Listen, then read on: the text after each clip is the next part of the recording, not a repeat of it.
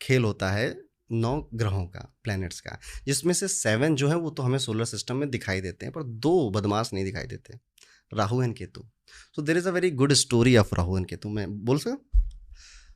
सो एक बड़ी फेमस कथा है भारतीय संस्कृति में, समुद्र मंथन की कथा। समुद्र मंथन होता है, उसमें से 14 रत्न निकलते हैं। उसके बाद लास्ट रत्न धन्वंतरी जो हैं वो कलश में अमृत लेकर आते हैं। अब ये होता है कौन पहले पिएगा, तो देवता लाइन में बैठ गए कि हमें पहले पिए, राक्षस लाइन में बैठ गए नहीं नहीं भैया हम पहले पिएंगे।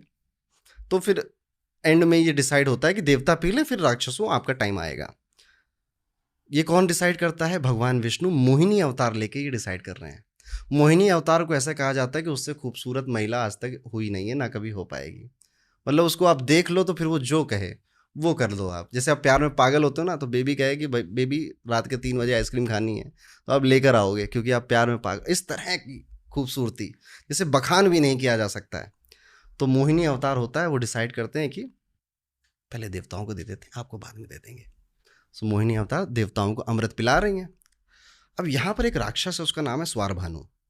उसको लगता है यार ये दाल में कुछ काला है, तो क्या करता है वो देवताओं का वेश रखता है और लाइन में बैठ जाता है जाके।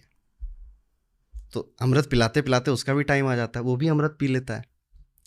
अब जैसे वो अमृत पी रहा होता है तो सूर्य और चंद्रमा वहां खड़े हो जाते हैं, कहते हैं अरे अरे ये तो राक्षस है, इसने अमृत पी लिया। अब जैसे भगवान विष्णु जो मोहिनी अवतार में थे उनको ये पता चलता है, वो तुरंत अपना रूप बदलते हैं, सुदर्शन चक्र से गला काट देते हैं।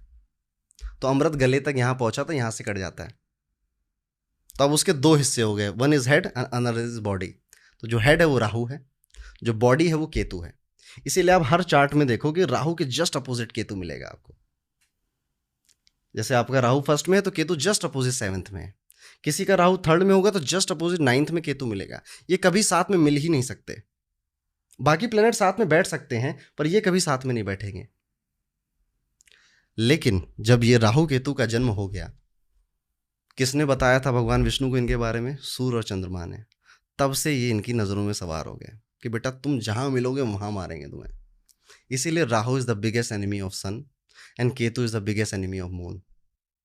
तो जब भी आप किसी कुंडली में राहु और सूर्य को साथ में देखोगे तो समझ जाना कि उस हाउस का और सूर्य से मिलने वाली चीज़ों का नुकसान होगा। और जिस भी हॉरोस्कोप में आप चंद्रमा के साथ केतु देखोगे तो चंद्रमा का और चंद्रमा जिस हाउस में है उस हाउस का नुकसान करेंगे, because they are the enemy.